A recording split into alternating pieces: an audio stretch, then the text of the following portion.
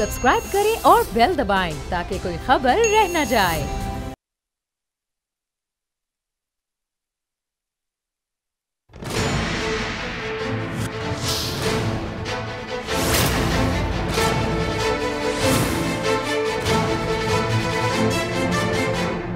अस्सलामुअलैकुम, मैं नूरुल आरफीन सिद्दीकी और आप देख रहे हैं मेरी जंग। पिछले हफ्ते हमने फिरदौस शमीम नकवी साहब से खातिर खा इस्तिफ़ादा किया था, इसलिए बावजूद उनको अपने प्रोग्राम में इनवाइट नहीं कर सका। ताहम मुनासिब समझा कि ये लतीफ़ा आपकी खिदमत में पेश करते हुए आपको ये बताऊँ कि फिरदौस शमीम नकवी साहब ने गैस बहरान पर वज़ीर आज़म से मुताल्लिक़ बयान पर माफ़ी मांग ली। उन्होंने ट्विटर पर जारी बयान में वज़ीर आज़म और तमाम पार्टी कारकुनों से माफ़ी मांगते हुए कहा, मैं ये कहना चाह रहा था कि वज़ीर आज़म से, वज़ीर तवानाई से और SSG की शिकायत करूँगा। मैं अपने कायद से माज़रत चाहता हूँ जो नहायत पुरज़्म इंसान हैं जिनसे मैं आज तक मिला हूँ। वो तो शुक्र मनाइए कि मैं पिछले हफ्ते आपसे मिला हूँ, वरना अगर आज मैं आपसे मिलता तो बड़े मज़े आ जाते हम दोनों के। आगे बढ़ते हैं। इस आशिकी में इज़्ज़त सादात भी गई। मुश्तरका अपोजिशन के ढोल का पोल खुल गया है। 34 अरकान असम्बली मेडिकल NRO का हक अदा कर गए। ये अरकान असम्बली कौन से हैं? ये खुद मुश्तरका अपोजिशन से ताल्लुक़ रखते हैं। ताहम बिलावल भुट्टो जरदारी साहब ने बज़ला संजी का कमा हुक्कहू सबूत देते हुए इरशाद फरमाया है कि हमसे ज़बरदस्ती बिल पास करवाए गए। उसके आगे मैंने उफ़ अल्लाह लिखा है, लेकिन अगर आपने सलमान खान की अंदाज़ अपना देखिए तो आप इसे उई अल्लाह पढ़ सकते हैं।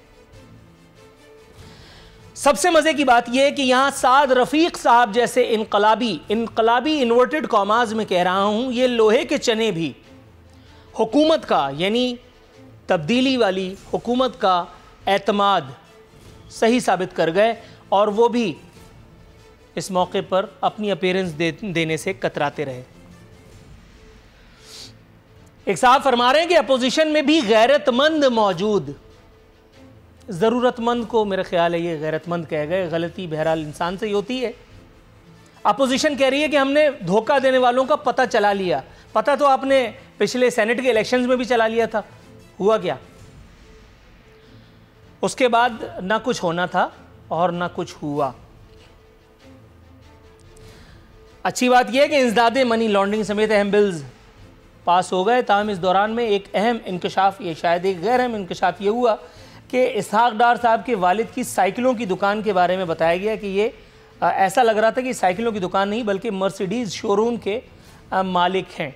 वहाँ से उन्होंने एक अपना वीडियो बयान जारी किया है। जो कुछ उन्होंने कहा है वो खुद वही जाने। हम अपनी स्टोरी पर वापस आते हैं। उल्टी आंतें गले पड़ गई हैं। खिफ़त का इखलाकी मुहाज पर खिफ़त का सामना करना पड़ा है, लेकिन मेरा ख्याल है कि मैं यहाँ कुछ ज़रूरत से ज़्यादा हुस्न ज़न में मुब्तला हूँ, या शायद इन्वर्टेड कॉमाज में ज़्यादती कर रहा हूँ। शाहिद खाकान अब्बासी साहब, जिनके बारे में कहा गया था पार्लियामेंट में चोर चोर की आवाज़ें आई थीं, शाहिद खाकान अब्बासी को चोर चोर कहा गया था और पता चला वही चोर इन्वर्टेड कॉमाज में नाम नेहाद सबसे बड़ा साहूकार या सबसे बड़ा टैक्स पेयर पाकिस्तान का निकला है। 24 करोड़ रुपए दे करके वो सरे फहरिस्त हैं टैक्स दहिंदगान की फहरिस्त में, जबकि इसके बिल्कुल बरक्स बेशतर हुकूमती अरकान नाम लेने की अगर ज़रूरत हो भी तो भी नहीं लिया जाए, क्योंकि इस फहरिस्त में इतने बड़े बड़े, इतने जय्यद लोगों के, इतने जय्यद वज़रा के नाम हैं कि आप दांतों में उंगलियां दबा लेंगे। टैक्स के नाम पर धेला भी अदा नहीं किया। ताहम इसरार इस बात पर है कि यह है रियासत मदीना, तो मान लिया जाए। शहबाज शरीफ ने 87 लाख रुपए, पूरे 87 लाख रुपए, जरदारी साहब ने पूरे 29 लाख रुपए ज़्यादा अदा कर दिए मेरे ख्याल है। बिलावल ने 3 लाख रुपए, ये भी पूरे टैक्स अदा किया। इसके बाद हा ही कहा जा सकता है। आगे बढ़ते हैं। कराची में कत्लो गारत और लूट मार उरूज पर है। ताहम जमहूरियत वाले, बुरी खबर यह है कि आज भी चैन की बांसुरी बजा रहे हैं। गली गली डाकू राज है। कहीं कोई आपसे आपकी गाड़ी लूटने के दर पे है, कहीं कहीं आपसे कोई आपके मालो मता से महरूम करने के दर पे है, कहीं कोई मोटरसाइकिल से महरूम कर देगा आपको। ताहम जो एक अच्छी खबर है वो ये कि कानून नाफिज करने वाले इदारे, बिलखुसूस पुलिस कहीं आपको दिखाई नहीं देगी। एक सिगरेट कंपनी के मैनेजर को यहाँ कोरंगी क्रॉसिंग में लूट मार के दौरान मज़ाहमत करने पर कत्ल कर दिया गया, जवान मौत थी। लेकिन बहरहाल ऐसी बातों से जमहूरियत वालों का दिल कब पसीजता है। ज़िला बस्ती में भी एक नौजवान मज़ाहमत पर जाँ बहक हुआ, इससे मोटरसाइकिल छीनने की कोशिश की जा रही थी। जमहूर परेशान हाल है, ताहम एक अच्छी खबर यह है कि जमहूरियत का पौधा आज भी पनप रहा है। अब इससे पहले कि मैं अपने मेहमानों की एक चुटकुला आपको साउंड बाइट की सूरत में सुनाते हुए और फिर मैं अपने मेहमानों का तारुफ कराता हूं, जरा दिखाना भाई वो साउंड बाइट। आपको नहीं पता टीवी एंकर्स पैसे लेके प्रोग्राम कर रहे हैं? बताएं आप कैमरे पे, मैं आपसे सवाल पूछ रहा हूँ, नहीं करते प्रोग्राम? क्या पैसे लेके पूरी सीरीज नहीं चलाते लोगों के खिलाफ और फिर अचानक चुप कर जाते हैं उस इशू पे बात करना? तो जब पेमेंट आ जाती है ये साथ आपने इसके खिलाफ किया? भाई मेरे पास सबूत आते, कोई कंप्लेंट आती तो मैं करता। अच्छा, मज़े की बात यह है कि जब मैं स्ट्रगल कर रहा था या स्ट्रगल करने की अदाकारी कर रहा था तो ये पूरे एंकर थे और इनका रिकॉर्ड भी इस मामले में अगर किसी से पूछा जाए, रावियान रवायत से पूछा जाए, तो मेरा ख्याल है कि इस बारे में ज़्यादा बात आप कर नहीं पाएंगे। लेकिन नून लीग की हुकूमत आई, उसके बाद नून लीग ने इनको चूम चाट करके, इनको गुस्ल दिला करके और पैमरा का चेयरमैन बना दिया। इनसे कोई ये पूछे कि भाई तुम में ऐसी कौन से हीरे मोतीलाल जड़े थे माँ सिवाय नवाज शरीफ जिंदाबाद कहने के कि तुम्हें बावजूद तालीमी काबिलियत कम होने के पैमरा का चेयरमैन लगा दिया, माँ सिवाय तुमने भी दिहाड़ियाँ लगाने के और क्या काम किया है, बता नहीं पाएंगे इंशाअल्लाह उल अज़ीज़। कह रहे हैं कि अब आप लोग एंकर हैं, मैं तो नहीं हूँ, ठीक है, लेकिन जितना आपने कर लिया अपनी आने वाली नस्लों के लिए उसका ज़रा हिसाब तो रखिए। और मैं सबसे पहले अपने आप को पेश करता हूं, मेरे 2 बैंक अकाउंट हैं, उनमें अगर 1 लाख रुपए, एक अकाउंट में 1 लाख रुपए अगर मिल जाएं तो आपका जूता और मेरा सर, साबित नहीं कर सकते आप कुछ इंशाअल्लाह उल अज़ीज़। लेकिन चूंकि आप नून लीग के दौर में पैमरा के चेयरमैन लगाए गए थे तो यह बिल्कुल ठीक काम हुआ था। और अब आप देखिएगा इंशाअल्लाह ताला मेरे मेहमान सवाल उनका, मैं बिल्कुल कुछ और सवाल पूछूंगा लेकिन वो मेरे सवाल के जवाब में कैसे इस एक अमल को जस्टिफाई करने की कोशिश करेंगे। ताहम मैं तो मैं हूं, मैं कहां सुनूंगा। अपने मेहमानों से तारुफ करा देता हूं। मेरे साथ मौजूद है मोहतरम जनाब अकरम चीमा साहब पाकिस्तान तहरीक इंसाफ से, मोहतरम जनाब अवैस कादिर शाह साहब पाकिस्तान पीपल्स पार्टी से इनका ताल्लुक़ है, और मोहतरम जनाब कैसर अहमद शेख साहब पाकिस्तान मुस्लिम लीग नवाज से। सबसे पहले अवैस कादिर शाह साहब का रुख करूंगा। शाह साहब कैसे मिजाज हैं?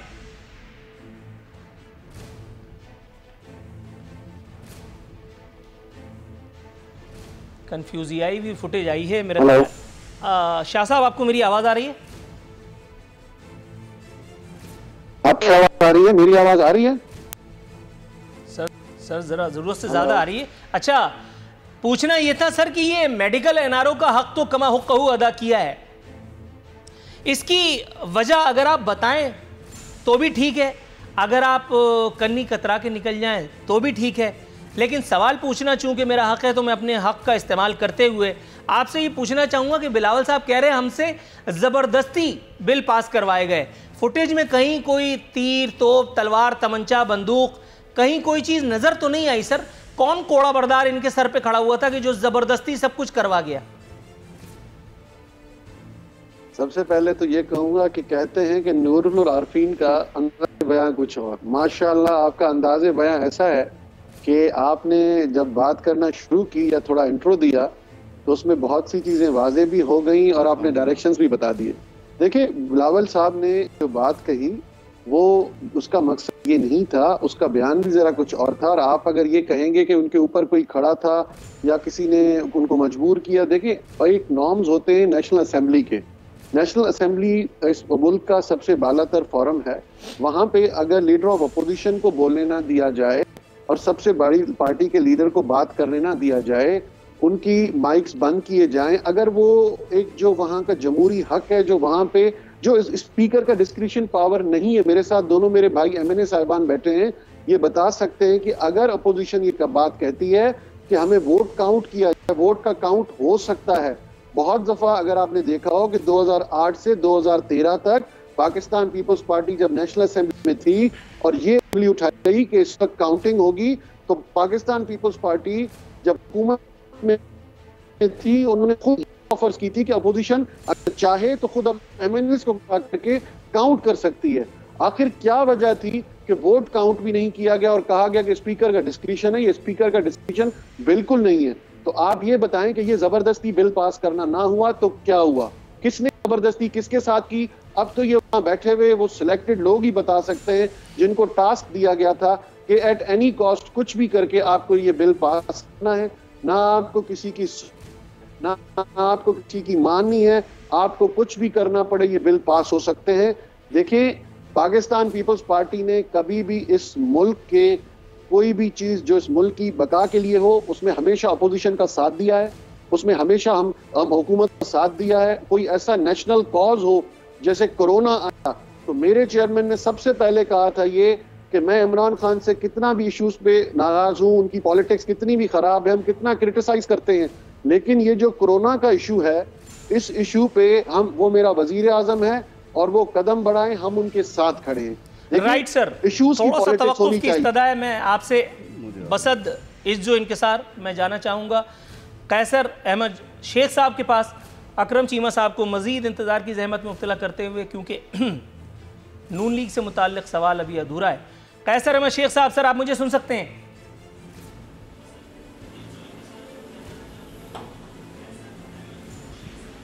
जी मैं सुन रहा हूँ जनाब मन, सुन रहा हूँ।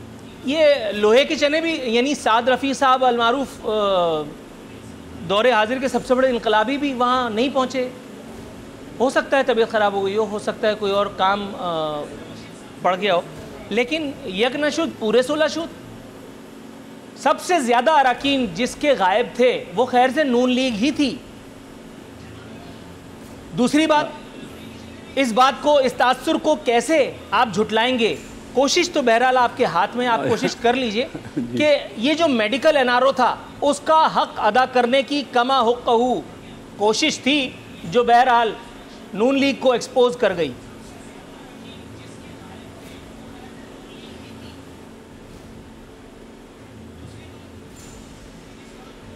जी नूरुल अरफीन, मैं तो बल्कि आपकी बात को दुरुस्त मानता हूँ। जो कुछ हुआ है, मुझे खुद इस बात का बड़ा अफसोस है, बड़ी मैं तकलीफ़ में हूँ।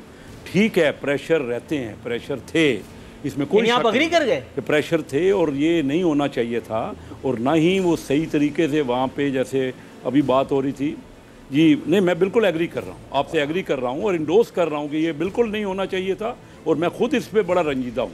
मैं अपने सारे उन मेम्बरान पे, देखिए मैं आपको जो बात करना चाहता हूँ इसमें कोई शक नहीं है कि प्रेशर था, और इसके बावजूद जो कुछ किया, लीडर ऑफ अपोजिशन को भी बात नहीं करने देगी और दूसरी पार्टियों के भी लीडरों को भी बात, और मेरी खुद अमेंडमेंट में मेरा हिस्सा था। मैंने ये मनी लॉन्ड्रिंग बिल है ना, ये पाकिस्तान के ख़िलाफ़ है। ये कोई, मैं इसलिए नहीं, मैं एज अ बिजनेसमैन आपको कहता हूँ कि इतना बिजनेस के ख़िलाफ़ है, यानी हर बिजनेसमैन को आप पकड़ सकते हैं जब चाहें। इस तरह बाहर का कोई कारोबारी यहाँ नहीं आएगा, लेकिन मैं इसको बहाना नहीं, देखिए इसको तो हुकूमत को ही मानना चाहिए, बिल पेश नहीं करना चाहिए था, लेकिन हमने अपोज़ किया। मैंने खुद बड़ा विगोरसली इसको अपोज़ किया फाइनेंस कमेटी में, और मैंने कहा कि बाहर का कोई बिजनेसमैन आपके पास इन हालात में यहाँ पे इन्वेस्टमेंट करने नहीं आएगा। और यही जो FATF की बात हो रही है कि FATF का जो बहाना बनाया जा रहा है, ये बिल्कुल गलत है, क्योंकि FATF जो है वो क्या श्रीलंका में ऐसे कानून हैं, क्या इंडिया में हैं, क्या बांग्लादेश में हैं? FATF कभी ऐसे कानून जो कि इंसानी हकूक़ के ख़िलाफ़ वो नहीं पेश कर सकते। हैविंग सेड दैट, मैं आपसे एग्री करता हूँ कि हमारे जो मेम्बरान नहीं आए, बहुत बड़ी एम्बेरसमेंट है, हमें बिल्कुल अपने गिरेबान में झांकना चाहिए। 32 मेंबरों का ना आना ठीक है, चंद मेंबरान की वजूहत जो है वो जेन्युइन थी और उन्होंने एक्सक्यूज़ किया, लेकिन इतनी बड़ी तादाद में अगर हमारी मेजॉरिटी है और हम नहीं करवा सके तो कोई एक्सक्यूज़ नहीं है। दबाव अपने ऊपर, अपनी जगह पे, लेकिन अगर मेंबरान कौमी असम्बली भी दबाव को बर्दाश्त नहीं कर सकते, जब दबाव को बर्दाश्त नहीं कर सकते, तो मैं नहीं समझता कि उनको ये पॉलिटिक्स में आना चाहिए। राइट सर, ये देखिए, अकरम चीमा साहब के पास जाऊंगा मैं। बसद एहतराम अकरम चीमा साहब, सर सबसे पहले तो बहुत माजरत कि आपको इंतजार की जहमत में इतने तवील अरसे मैंने मुब्तला रखा, लेकिन सर मैं पूरा केस इस्टेब्लिश करना चाह रहा था। अवैस कादिर शाह साहब स्मार्ट निकले, उन्होंने जवाब दे दिया, लेकिन कैसर अहमद शेख साहब ने मुझे हैरान कर दिया। उन्होंने बिल्कुल जिसको कहते हैं कि विकेट से हट करके खेला है और मुझे बिल्कुल क्लीन बोल्ड फरमा दिया है। सर ये पूछना था कि कोई साहब कह रहे थे कि अपोजिशन में भी गैरतमंद मौजूद हैं। सर ये ज़रूरतमंद को गैरतमंद कहा जा रहा है, मतलब ये कोई नई सियासत है? और दूसरी बात, ये जिस दबाव का जिक्र फरमा रहे हैं कैसर अहमद शेख साहब, ये दबाव कहाँ से था, क्यों कर था, ज़रा इसकी वजूहत अगर आप बयान फरमाएँ। तो एन नवाजिश होगी। बिस्मिल्लाहिर्रहमानिर्रहीम। देखिए आरफीन, ये जितनी भी बातें हैं बेसरोपा बातें, चीज़ वो होती है जो लाइव पिक्चर सामने है आपके। अभी अवैस कादिर साहब शाह साहब ने फरमाया कि जी सिलेक्टेड, एक लफ्ज़ इनको आता है सिलेक्टेड। अरे भाई अवैस कादिर शाह साहब, जिस 2018 के इलेक्शन में आप जीत के आए हो, जिस इलेक्शन कमीशन के मातहत आप जीत के आए हो, उसी के मातहत मैं जीत कर आया हूँ, मेरी पार्टी जीत कर आई है, असम्बली में अक्सरियत ली है। आपको जो चमाट अभी अपोजिशन को पड़ी है हालिया बिल में, वो दर्द नहीं इनसे भूल सकता। जिसको ये बार बार चेयरमैन कह रहे हैं, वो भी उसी 2018 के इलेक्शन में उसी इलेक्शन कमीशन के मातहत जीत कर आए हैं। लियारी हमारा गढ़ है। शकूर शाह ने एक ऐसा चित किया है कि लियारी में घुसने के काबिल नहीं छोड़ा इनको। बातें करते हैं कि सिलेक्टेड, इसके अलावा इनके पास कोई नहीं है रोड मैप।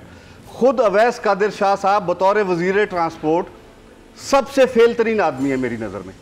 कितनी दफ़ा बसों का वादा किया गया, कितनी दफ़ा तारीख दी गई, इसके आप खुद गवाएं कि जी फ़लाँ टाइम बसें आ रही हैं, फ़लाँ टाइम बसें आ रही हैं।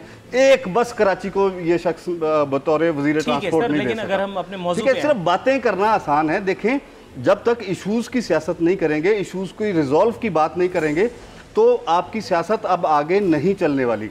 आप किसी को सिलेक्टेड कहें, आप किसी को इलेक्टेड कहें, आपके कहने से कोई कम से कम मैं समझता हूँ कि फ़र्क नहीं पड़ता। ठीक है। बाकी रही असम्बली में वोटिंग की बात, जी ज़बरदस्ती करवा दिया गया। कौन सा ज़बरदस्ती करवा दिया गया? जैसे इन्होंने कहा जी काउंट, स्पीकर ने कहा जी काउंट, तमाम हमारे हुकूमती मेंबरान को पहले खड़ा होने का कहा गया, उनको तसल्ली से गिना गया, बल्कि इनके चीफ व्हिप और दोनों पार्टियों के एक एक बंदे को इन्होंने तसल्ली से गिना। उसके बाद जो हुकूमती अरकान थे उनको बैठने का कह दिया गया, और जो नोज वाले थे उनको कहा गया अच्छा, जो अपोजिशन में है, जो अपोज कर रहे हैं। कैसर मशीद साहब का जो एतराफ़ है, ये जो 16 या 32 जो भी तादाद थी, ये जो ज़रूरतमंद लोग गायब हो गए थे, ये फ़ी सबीलिल्लाह गायब हो गए, या इनको मतलब आप समझ रहे होंगे मैं क्या कहना चाह रहा हूँ? नहीं, मैं नहीं समझता कि कोई इस तरह की बात है, मैं नहीं समझता। देखें, इनकी सियासत से जो लोग इस वक्त तंग आ चुके हैं, क्योंकि हर दफ़ा ये मफादात हासिल करते हैं, ये दोनों पार्टियों के लीडरान अपने केसेस, इनका सिर्फ एक ही मौक़िफ़ होता है जिस वक्त ये बैठते हैं टेबल के ऊपर गवर्नमेंट के साथ, कि किस तरीके से हमारी जो लीडरशिप है उसको रिलीफ मिलेगा। ये सिर्फ रिलीफ हासिल करने के, जो लोग इस चीज़ को समझ चुके हैं, अपनी आंखों से देखते हैं उसी समय। अवैस कादिर शाह साहब, सर ये केस की बात कर रहे हैं, जहाँ तक मेरी याददाश्त का ताल्लुक़ है, जरदारी साहब या आपकी पार्टी या इवन बिलावल साहब भी, मतलब खुदा लगती कहनी चाहिए, वो तो हमेशा बबांगी दोहल ये कहते रहे और हर दौर में कहते रहे कि ठीक है, जिसने जितने केस बनाने बनाओ, हम फेस करेंगे। तो ये कौन से केस हैं जिनकी तरफ ये इशारा कर रहे हैं अकरम चीमा साहब के, उसकी वजह से फिर आपने जो है ये मेडिकल एनआरओ का हक अदा फरमाया? देखें, सबसे पहले चीमा साहब को एक चीज़ बताऊं कि बहुत अच्छी बात की, चलें जो इन्होंने बोला मैं उसको रिस्पेक्ट देता हूं, और इन्होंने कहा कि सबसे फेल तरीन आदमी है, ठीक है, बहुत अच्छा कहा, लेकिन मैं थोड़ा ऐड कर दूं कि वज़ीर आज़म पाकिस्तान से थोड़ा कम, क्योंकि चले मुझे तो पैसे नहीं मिले या फंड्स नहीं आए, कुछ नहीं आया, मैं कोई प्रोजेक्ट अनाउंस अभी तक नहीं कर सका, डिले हो गया, लेकिन इस मुल्क में इस वज़ीर आज़म ने, जितना अच्छा मुल्क इस वज़ीर आज़म को मिला, तो इस वक्त इस मुल्क का हशर क्या हुआ है। आप ये देखें कि इकोनॉमिकली कोई भी फॉरेन कंपनी हमारे मुल्क में आने को तैयार नहीं है, यहाँ पे कोई इन्वेस्ट करने को तैयार नहीं है। अभी जिस बिल की ये बात कर रहे हैं, आपसे थोड़ी देर पहले हमारे नून लीग के जो एमएनए, उन्होंने कहा कि कोई भी बिजनेसमैन इस बिल की सपोर्ट नहीं करेगा। नूरुल आरफीन साहब, अगर आप भी इस बिल के ऊपर मोटे पॉइंट्स पढ़ लें तो आपको अंदाजा हो जाएगा कि ये बिल किसकी वजह से आया है और इन पे किसका दबाव था। वो बेचारे कह गए कि दबाव था, दबाव जिन पे था उन्होंने जबरदस्ती ये बिल पास किया है। अब अगर ये कहने जा रहे हैं कि एनआरओ मेडिकल का या केसेस, देखें पाकिस्तान पीपल्स पार्टी की लीडरशिप ना इस मुल्क से कभी गई है ना कभी जाएगी। हमारे ऊपर जितने केसेस बनाए गए, हमने केसेस को फेस किया, हम इसी मुल्क में रहे, और बहुत में जो बनाए गए वो खुद उन्होंने सबने ये माना आके कि ये केसेस गलत थे और हमें कोर्ट से इंसाफ मिलता रहा, और हमें आज भी उम्मीद है कि हमें कोर्ट्स इंसाफ देंगी और हमें अपनी आला अदालतों पे एतमाद है कि हमें वहीं से इंसाफ मिलेगा। कहने का मकसद ये है कि जो इस वक्त मेन इश्यूज हैं जिसपे एपीसी हो रही है या जो आजकल इस मुल्क में हो रहा है, मुझे एनआरओ देके इन्होंने दिखा दिया जिनको एनआरओ देके इन्होंने मुल्क से बाहर निकाल दिया, वो इनकी एटीएम मशीन्स कब आएंगी, क्यों नहीं आ रहे? उनका ईसीएल में नाम नहीं जाता। एनआरओ हो या कोई लीगल एनआरओ हो, जिनको छोड़ना था नवाज शरीफ साहब को खुद छोड़ दिया। नवाज शरीफ साहब को छोड़ने के लिए क्या वजीर आजम पाकिस्तान ने खुद कैबिनेट में आके एक्सप्लेन नहीं किया था? क्या शौकत खानम के डॉक्टर्स नहीं गए थे? और अब आके कहते हैं कि उनसे गलती हो गई। अरे भाई, अगर कोई डिसीजन लेते हो तो उस पर जरा स्टैंड लो और उसको फेस करो कि आप में दम है कोई भी डिसीजन लेने का। सिलेक्टेड लव पे गुस्सा क्यों आता है आपको? सिलेक्टेड ऐसा कोई अल्फाज नहीं है, क्यों आपको गुस्सा आता है इस चीज पे? ये तो बाद में पता चलेगा। राइट सर, ये तो आपने इखलाकन कह दिया था, यही मैं इनको भी समझा रहा था, लेकिन आपने वजाहत फरमाई, खुश हुआ। सर यहाँ थोड़ा सा तवक्कुफ की इस्तदा है तमाम मौजूद मेहमानों से। ब्रेक का वक्त हुआ चाहता है, ब्रेक के बाद मिलते हैं।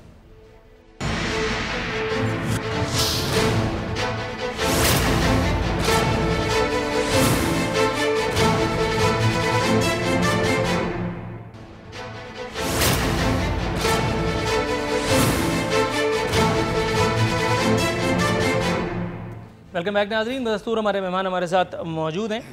अब हम बात कर रहे थे शाहिद खाकान अब्बासी साहब के बारे में, बल्कि बात करनी मकसूद है। शाहिद खाकान अब्बासी साहब के बारे में कई बार ये आवाज़ें सुनाई दी, ख़ुद असम्बली में, अल्लाह माफ़ करे, चोर है, लेकिन बहरहाल उस चोर ने उल्टा ही कुछ साबित कर दिया। साहूकार निकले हैं वो, हुकूमत को अखलाकी महाज पर खिफ़त का सामना करना पड़ा है। 24 करोड़ से ज़ायद टैक्स अदा फरमाया है उन्होंने, जबकि उसके बरक्स बेशतर हुकूमती अराकीन, नाम लिए लेता हूँ, वज़ीर आला बुज़दार, ज़रताज गुल, शब्बीर कुरैशी, नूरुल हक कादरी, महबूब सुल्तान और फयाज़ुल हक चौहान का टैक्स 0। साबिक़ वज़ीर आज़म ने 24 करोड़ 13,29,362 रुपये टैक्स दिया। हमजा शहबाज ने 87 लाख, बिलावल ने 2,94,000, Zardari 28,89,000, Umar Ayub 2 crore 60 lakh, Fawad Chaudhry 16,98,000, Sheikh Rashid 5,79,000, and on and on and on. जनाब मन, ये मुझे बताइएगा, सबसे पहले मैं आप ही से पूछे लेता हूँ, अकरम द ग्रेट चीमा साहब, ये क्या हुआ सर? आप तो कहा करते थे कि वो ये हैं और वो हैं, लेकिन उन्होंने तो जो दिखाया है उसके बाद तो फिर मेरा नहीं ख्याल है कि कुछ बात करनी चाहिए। जबकि सिंध हाई कोर्ट का एक बयान मेरे सामने, बयान कह रहा हूँ, ऑब्जर्वेशन मेरे सामने है, लिखा है शाहिद खाकान अब्बासी के खिलाफ रेफरेंसेस बनाने का मकसद उनकी ज़बान बंद कराना है। साबिक़ वज़ीर आज़म हुकूमत पर खुल्लम खुल्ला तनकीद करते हैं, उनके खिलाफ इस्लामाबाद में भी रेफरेंस दायर, 7 माह जेल में भी रह चुके। सर, सिंध हाई कोर्ट के रिमार्क्स, शाहिद खाकान अब्बासी का तर्ज अमल और हुकूमती इल्ज़ामात का हशर नशर। बिस्मिल्लाहिर्रहमानिर्रहीम। देखें, ये टैक्सेस का जो मामला है, ये एफबीआर और उस बंदे के दरमियान होता है कि जो टैक्स पेयर है। अब इसमें वो किस तरह का टैक्स पे करता है कि अपनी ज़ाती प्रॉपर्टीज़ का टैक्स पे करता है या तो अपनी जो उसके बिजनेसेस हैं उसके टैक्स को वो साथ शामिल कर लेता है। तो मुझे इतना इसके बारे में इतनी मालूमात नहीं है।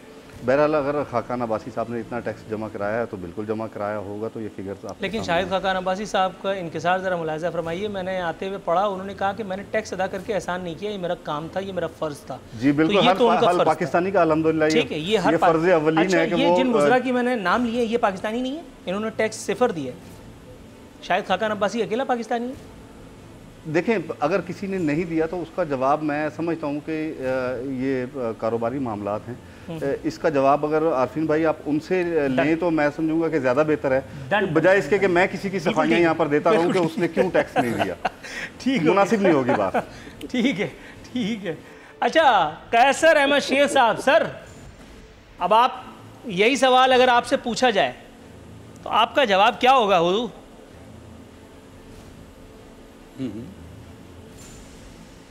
जी, मैं मुबारकबाद दूंगा। शाहिद खाकान अब्बासी वाकई बड़ा मुहिब वतन और उन्होंने बहुत ह्यूज टैक्स दिया है और इसी तरह तमाम पाकिस्तानियों को अपना ठीक टैक्स देना चाहिए। और ये बातें सुनते थे आप पीटीआई पाकिस्तानियों की आप फिक्र नहीं करें, उनसे तो हुकूमत गले में हाथ डाल के टैक्स निकलवा लेती है, चाहे हुकूमत आपकी रही हो, पीपल्स पार्टी की हो या किसी और की। पाकिस्तानियों की फिक्र में मत दुबले हो आप। निकलवा रही जी, लेकिन वो नहीं हुई ना, नहीं हुई। हमारे ज़माने में मैं क्योंकि टैक्स खुद चेयरमैन था टैक्स फाइनेंस कमेटी का, जो 3850 अरब हमने इकट्ठा किया जब 105 रुपए डॉलर था, आज वही टैक्स 3800, इनके बाद 170 रुपये 165 रुपये डॉलर में इकट्ठा हो रहा है। तो टैक्स तो इन्होंने डबल करना था। इनसे क्या हुआ? क्योंकि इदारों में जब तक, अच्छा इन्होंने डॉक्यूमेंटेशन की, डॉक्यूमेंटेशन पहले दिन से हम इनसे कह रहे थे पहले अपने इदारों को संभाल लें, वहाँ पे जो करप्शन हो रही है उसको ठीक करें। अब जो जिन लोगों ने टैक्स नहीं अदा किया, ये खुद कह रहे हैं FBI को चाहिए ना कि उनके खिलाफ कोई एक्शन करें, लेकिन क्योंकि वो हुकूमतों में हैं या क्योंकि वो आला ओहदे पे हैं तो उनको कोई पूछने वाला नहीं। मेरे दोस्त, इसी तरह अगर प्रेशर हमारे यहाँ रहेंगे, पहली बात मैंने ये कही कि हमारे पास कोई एक्सक्यूज़ नहीं है कि हमारे मेंबर नहीं आए। मैं समझता हूँ चंद मेंबरों की जायज़ वजह हो सकती है, लेकिन इतनी बड़ी तादाद में सर वो सवाल खत्म हुआ, 15%, लेकिन अब दूसरी सवाल मैं पूछ लेता हूँ आपसे, आप दोबारा उसी ट्रैक पे चले गए। सर ये पूछना था आपसे कि ये शहबाज शरीफ साहब ने पूरे खैर से 87 लाख रुपए का टैक्स दिया है। अच्छा, इसके अलावा अल्लाह आपको नेकी दे, हमजा शहबाज का भी 87 लाख लिखा है। ये अखबार वालों ने क्या किया है भाई? बहरहाल 87 लाख रुपए। सर ये तो टिप होनी चाहिए किसी होटल में चाय वाय पीने की। मेरा ख्याल है जितने माशाल्लाह उम्रा रहे हैं आप लोग, सर कुछ कहिए, मतलब इससे पहले कि मैं कोई सख्त सवाल पूछूं, आप खुद ही कुछ कह दीजिए। अब नूरुल आरफीन, असल में ये टैक्स इंडिविजुअल टैक्स है। आप तो खुद समझते हैं इन मामलात को। कंपनियां टैक्स, बाद जगह कंपनी, मेरी मसलन कंपनियां बहुत ज़्यादा टैक्स देती हैं, बाद लोग उसमें से यानी इंडिविजुअल ट्रांसफ़र करते हैं अपने उन डिविडेंड्स को या उन अर्निंग्स को, तो उनका टैक्स ज़्यादा बनता है। लेकिन टैक्स तो ये देखिए हर एक को सही देना है। अगर किसी ने गलत दिया है FBI की नज़र में, तो उसके बाद पूरी चेक करने का हर किस्म का इख्तियार है, बल्कि ज़्यादा इख्तियार वो इस्तेमाल करते हैं। लेकिन टैक्स की किस्में हैं, कोई इन्होंने मियाँ शहबाज शरीफ साहब ने या हमजा शहबाज ने अपनी कंपनियों पे बहुत ह्यूज करोड़ों रुपए के टैक्स दिए। Right sir, got your answer. थोड़ा सा तवक्कुफ की इस्तदा है। अपनी कंपनी पे बहुत ज्यादा अवैस कादिर शाह साहब के सब्र को आजमाता चलूं, या तो दोनों चीजें रिवील करें। जी सर, उन्होंने सीट बेल्ट बांध ली है, मुझे जरा जाने दीजिए। अवैस कादिर शाह साहब, सर ये पूछना था कि जरदारी साहब ने पूरे 29 लाख रुपए और बिलावल साहब ने पूरे 3 लाख रुपए टैक्स दिया। सर अगर आप जान की अमान पाऊं और सवाल पूछने की इजाज़त आप मरम्मत फरमाएं, सर मैं आपसे भी यही पूछूंगा, इतनी तो टिप दे देनी चाहिए चाय पीने के बाद। जरदारी साहब मतलब, बिलावल साहब मतलब, पूरे पाकिस्तान में अगर हम बिलावल हाउसेस गिनने लगें तो मेरा ख्याल है कि हमारी गिनती आगे पीछे हो जाएगी। पूरे पाकिस्तान में या पूरी दुनिया में अगर हम प्रॉपर्टीज़ का हिसाब लगाने लगें तो गड़बड़ेशन का शिकार हो जाएंगे मामला। सर थोड़ा ज़्यादती नहीं हो गई? ऐसे ही पूछ रहा हूँ। देखिए नूरुल आरफीन साहब, ये जो थोड़ी देर पहले चीमा साहब ने भी कहा कि टैक्सेस प्रॉपर्टीज़ पे होते हैं या टैक्सेस का दूसरा अमल होता है, तो एक चीज़ सबको पता होती है कि आपकी जो अर्निंग टैक्स उस पर आता है, और जब आपकी अर्निंग्स पे आप टैक्स आपका जो कटौती होती है, प्रॉपर्टीज़ या दूसरे आपके जो इनहेरिटेंट प्रॉपर्टीज़ आती हैं वो उसके साथ वेल्थ में अटैच होती हैं। आप जो कह रहे हैं, जो टिप की आपने जिक्र किया, आप क्वेश्चन पूछ सकते हैं, लेकिन जो जिसकी अर्निंग्स हैं शायद FBI के इन जो रिकॉर्ड्स हैं उनको आप दोबारा भी देख लें। और मैं ये भी कहूँगा कि शाहिद खाकान अब्बासी साहब माशाल्लाह बहुत अच्छे बिजनेसमैन हैं और शायद उनका एयर ब्लू से भी कोई वास्ता है या आपको ताल्लुक कोई है, अब मुझे उस पर I am not sure about it. 24 crore रुपए अगर उस बंदे ने शो किए हैं, उसने दिया है टैक्स, तो ये उनका फ़र्ज़ है और हम सब पे फ़र्ज़ है। आप बिल्कुल ठीक कह रहे हैं, सबसे पॉलिटिशियंस को टैक्सेस अदा करने चाहिए और ड्यूली जितने हक बनता है और शो करने चाहिए कि हमने इतने दिए हैं। और आपने जिस तरह मुझे बताया फयाजुल हसन, जरताज गुल, इनका टैक्स 0 है, तो मैं ये कहूँगा कि ये तो आर्टिकल 62, 63 में आते हैं, क्योंकि ये एक तो मिनिस्टर साहब हैं और दूसरी MNA साहिबा, मिनिस्टर साहिबा हैं, वो भी उनका तो टैक्स कटता होगा। वो टैक्स क्यों नहीं शो कर रहे? अगर वो टैक्स भी अपना शो नहीं कर रहे और उनको ये भी पता नहीं कि उनकी तनख्वाहों से उसका टैक्स डिडक्ट हो रहा है और उनके पास जो तनख्वाह आती है वो डिडक्शन के बाद आती है, तो अगर वो शो नहीं कर रहे तो आर्टिकल 62, 63 लागू होता है। सर FBR ने आपकी मालूमात के लिए एक स्टेटमेंट जारी किया है और FBR फरमाता है कि अल्लाह आपको नेकी दे, वज़ीर माहौलियाती तब्दीली और वफाकी वज़ीर बराए आबी ज़ख़ायर फैसल वाउडा, ये तो बहरहाल इसकी तो क्लैरिफिकेशन उन्होंने दे ही दी है, इन सियासतदानों में शामिल है जिनके ज़िम्मे कोई टैक्स नहीं बना। 178 अरकान की माली साल 2017-18 के दौरान कोई आमदनी नहीं हुई, जिसकी वजह से उन्होंने कोई इनकम टैक्स अदा नहीं किया, जबकि 16 अरकान पार्लिमान ने 1000 रुपये से कम और 26 ने 1 से 5000 रुपये के दरमियान आमदनी टैक्स अदा किया। अच्छा अकरम चीमा साहब, सर ये 16 या 32 लोग जिन्होंने ये मेडिकल एनआरओ का हक अदा किया, ये तो हम ढूंढ नहीं पाए, या अगर पाए भी तो कुछ नहीं कर पाए। सर अगर हम ये 16 अरकान पार्लियामेंट को अगर ढूंढ पाएँ कि जिन्होंने 1000 रुपये से कम टैक्स भरा और 26 वो जिन्होंने 1 से 5000 रुपये के दरमियान आमदनी टैक्स अदा किया, तो इनको कौम के मोहसिनों के तौर पर कोई निशान इम्तियाज़, सितारा जुर्रत, निशान हैदर वगैरह वगैरह कुछ ना कुछ इनको दे दिया जाए कि इन्होंने अपना पेट काट करके 1000 रुपये से कम या 5000 रुपये के दरमियान टैक्स भरा। मतलब इतना कौम पे एहसान कौन करता है, और वो भी अरकान पार्लियामेंट। बिस्मिल्लाहिर्रहमानिर्रहीम। देखें आरफिन, जिस तरह अभी अवैस कादिर शाह ने भी बात की कि जो MNAs को सैलरीज़ या जो उनकी मीटिंग्स वगैरह के जो TADA के पैसे मिलते हैं उसमें से ऑलरेडी टैक्स डिडक्ट होता है, और वो मैं समझता हूँ कि वो सारा रजिस्टर्ड होता है और वो FBR को ही जाता है, और वो डिडक्शन होने के बाद वो सारी पेमेंट्स होती हैं, और वो बाकायदा MNA साहब हों या MPA हों, वो उनके नाम से टैक्स डिडक्ट होता है कि जी इनको इतनी पेमेंट इनकी बनी, इनकी सैलरी थी, इतना इनको इनसे टैक्स की डिडक्शन हुई। तो मैं समझता हूँ कि अगर ऐसा है तो इन सब चीज़ों की बहरहाल जो FBR है वो एक आज़ाद इदारा है, मैं समझता हूँ कि इसकी तहकीकात होनी चाहिए कि ये इस तरह से बातें क्यों हैं। देखिए कम से कम मैं तहकीकात होनी चाहिए के साथ ही नाजरीन ये बहस भी बड़ी शान व शौकत तमके पानी में चली गई, कभी बाहर ना आने के लिए।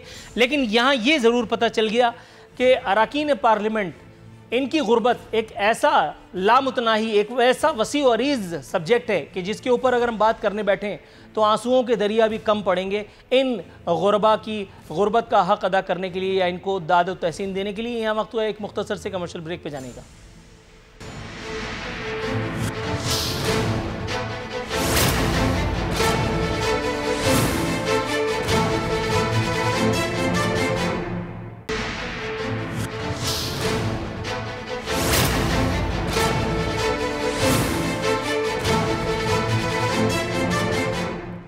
वेलकम बैक नाजरीन, प्रोग्राम के अख्तामी लम्हात। अवैस कादिर शाह साहब, अब बात करना मकसूद है कराची में होने वाले कत्ल गारत के नए सिलसिले की।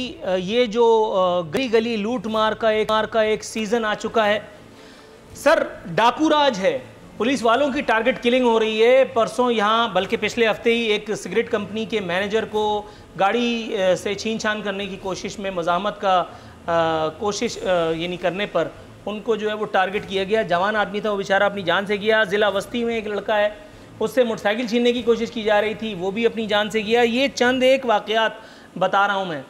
शाम से ही लुच्चे लफंगों की टोलियाँ मुख्तलिफ़ इलाक़ों में गश्त कर रही हैं। सर वो क्या हुआ, वो जो IG मंगवाया था अपना खैर से, जो आप ही की मानता है, और ज़ाहिर है कि चूँकि ये आपका डिस्क्रेशन है, सूबे वालों का डिस्क्रेशन है, ये आपने बड़ी फरमाइश से, बड़ी मन्नतों मुरादों से नवाफिल वगैरह पढ़वा के मंगवाया था।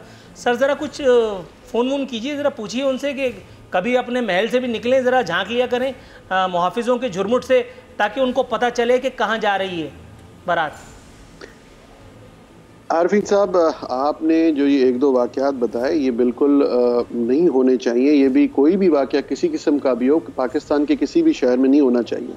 कराची एक बहुत बड़ा मेट्रोपॉलिटन सिटी है, पाकिस्तान का बिजनेस हब है। यहाँ पे हर किस्म के हर जगह से आबादी माइग्रेट होके यहाँ पे आ रहे हैं और डेली ये शहर बढ़ता जा रहा है। पुलिस अपने कंप्लीट एफर्ट्स पे और फुल अपना काम कर रही है, स्ट्रेचिंग स्ट्रेंथ पे चल रही है, और बहुत अच्छी जगहों पे पुलिस ने टारगेटेड कार्रवाइयाँ भी की हैं। ये पीपल्स पार्टी की सिंध गवर्नमेंट ही है जिसने कराची कोई वक्त ऐसा होता था कि जो आज आप जिस चीज़ को, अगर शायद माफ़ कीजिएगा अगर मैं आपको कुछ गलत कह 20% या 50% बढ़ा के बता रहे हैं, कोई ऐसा वक्त था कि इससे भी बातें लीगली प्रैक्टिकली ग्राउंड पे और ज़्यादा होती थी। तो वो उस भी कराची की रोशनियाँ बहाल करने वाली थी पाकिस्तान पीपल्स पार्टी थी। यहाँ पे रेंजर्स और पुलिस अपने अख्तियारात का पूरा इस्तेमाल कर रहे हैं और कानून नाफिज करने वाले इदारे सर्वेलेंस की मदद दे रहे हैं। हमें पूरे तरीके से कोशिश में है कि ये छोटे छोटे वाकयात भी ना हो। बिल्कुल आप सही कह रहे हैं, कुछ हद तक शिकायतें आई हैं, लेकिन ये भी शिकायतें दूर हो जाएंगी इंशाल्लाह। कराची की रोशनियाँ उसी तरह बहाल रहेंगी जिस तरह पहले थी। हमने कराची को उस अजाब से भी निकाला जिसमें कराची पहले था, और अगर इस वक्त थोड़े बहुत हालात ख़राब हैं तो मैं ये आपसे भी इस्तदा करूँगा कि आप मीडिया के दोस्त भी इसको अगर पॉइंट आउट करते रहेंगे तो इसमें हमारी मदद होती है कानून नाफिज करने वाले इदारों अच्छा की। सर, आपकी बात को मैंने पूरा सुना, कर सकें। पूरा सुना, पूरे ज़ब्त व तहम्मुल के साथ सुना। आपने कहा कि मैं 50%, 20% बढ़ा करके बता रहा हूँ। चलिए, ये भी आपका हुस्न नज़र ने मुझसे, बाकी मीडिया का ना मैं काउंसलर हूँ ना मैं उनका ठेकेदार हूँ, बल्कि आप मुझे इस मीडिया से अलग ही रखिए, क्योंकि मैं अपनी ही गाता हूँ, मुझे इस मीडिया की भी परवाह नहीं है। ये मीडिया वही है ना जो आपको सामने पा करके और आपके जो है वो वारी सदके जाता है, जब आपको कभी प्रेस क्लब में मिल जाता है, जब आपको कभी इधर उधर मिल जाता है, क्योंकि इसको आपसे कुछ अच्छे अच्छे सवालात पूछने। मैं तो चूँकि एक अजीब किस्म का आदमी हूँ, इसलिए मैं ज़रा आप लोगों की दी हुई छूट का आज़ादाना इस्तेमाल करता हूँ, फ़ायदा उठाता हूँ। जनाब मन, आपने जो कहा, मैंने सर नहीं, आपने दुरुस्त फरमाया, आपने दुरुस्त फरमाया। ये बिल्कुल पाकिस्तान पीपल्स पार्टी के दौर में हुआ। माजरत के नहीं, आपने दुरुस्त फरमाया, आपने दुरुस्त निशानदेही, नहीं सर, आपने बिल्कुल दुरुस्त निशानदेही फरमाई। लेकिन सर, मैं अगर आपको याद दिलाऊं, क्या वो पाकिस्तान पीपल्स पार्टी का दौरे हुकूमत नहीं था जब कराची में एक दौर में 100 अफराद की लाशें गिरती थीं? क्या कराची में उस वक्त में एक नाम नेहाद कप्तान आपने नहीं बिठा रखा था, जबकि उसके रहते हुए असल कप्तान कोई और था, जो इस वक्त खैरियत के साथ मांडवली करके दुबई में बैठा हुआ है?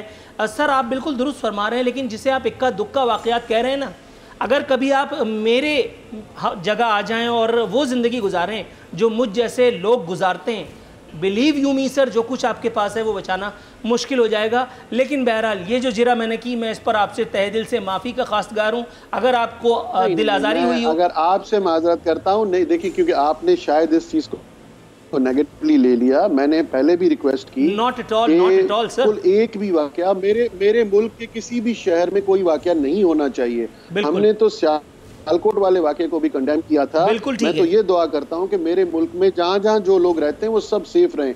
हम अपनी कोशिश कर रहे हैं, मेहनत कर रहे हैं। और जिस आईजी की आप बात कर रहे हैं, मैंने उस पर कोई इसलिए जवाब नहीं दिया कि आप शायद ठीक बोल रहे हो या आपने जो कहा वो मैंने सुन लिया। लेकिन देखिए, एक ऑफिसर को लाएं, उसको टाइम दें और वो काम कर रहा है और वो परफॉर्म कर। हम ये नहीं चाहते कि एक साल में 5 आईजीज चेंज कर दें।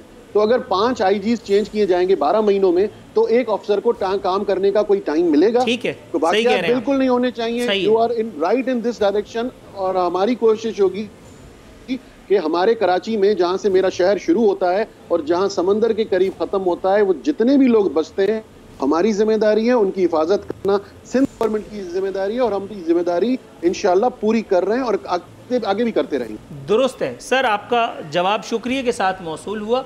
अब हम जाएंगे पाकिस्तान तहरीक इंसाफ की जानिब। जनाब मन अकरम चीमा साहब, सर मेरी तरह आप भी इसी एक शहर के वासी हैं। मैंने जो कुछ कहा उस एक बात से कितना इत्तेफाक या अदम इत्तेफाक आप रखते हैं?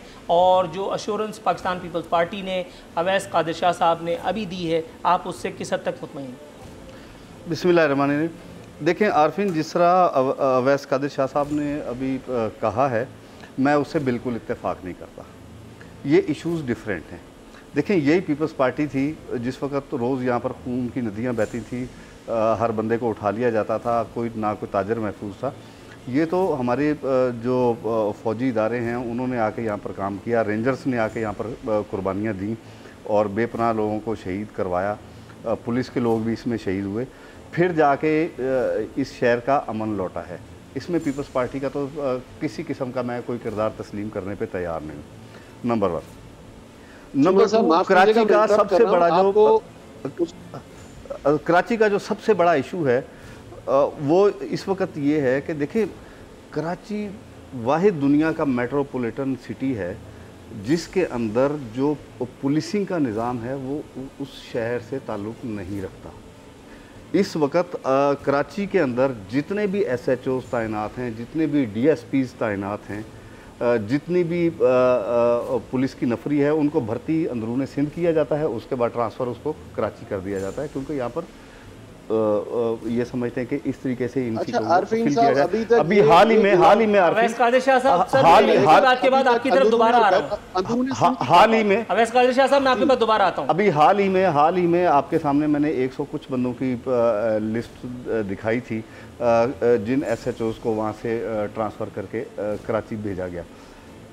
मैं आज मान लेता कि वो अमन के लिए आए। अगर आज अमन होता, उनके आने के बाद तो मेरे शहर की जो आप रोज़ाना के हालात देख रहे हैं, ना कोई गली महफूज है, ना कोई दुकानदार महफूज है, ना कोई पैदल चलने वाला महफूज है, ना कोई बस में सफ़र करने वाला महफूज है।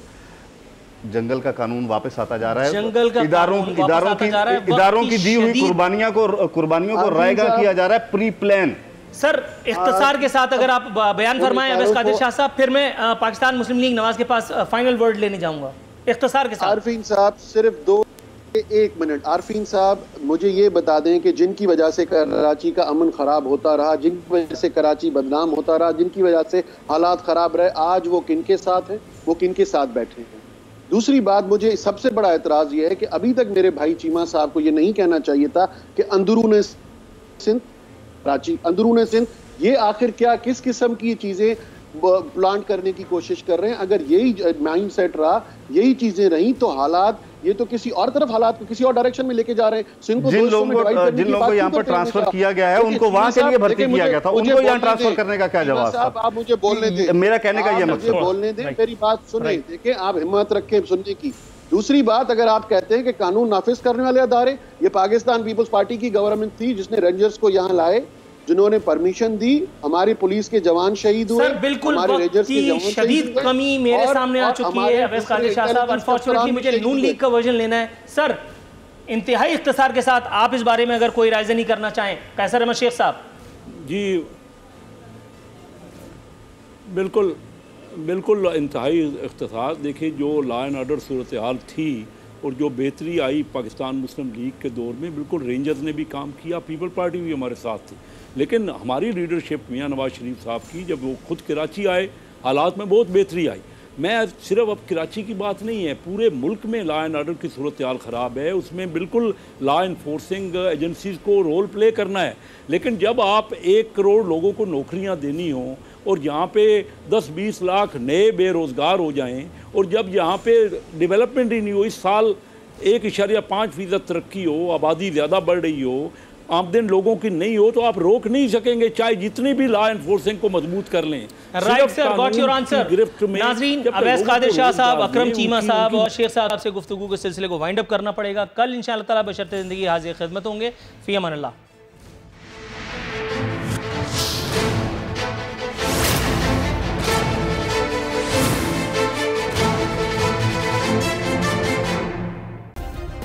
सब्सक्राइब करें और बेल दबाएं ताकि कोई खबर रह न जाए।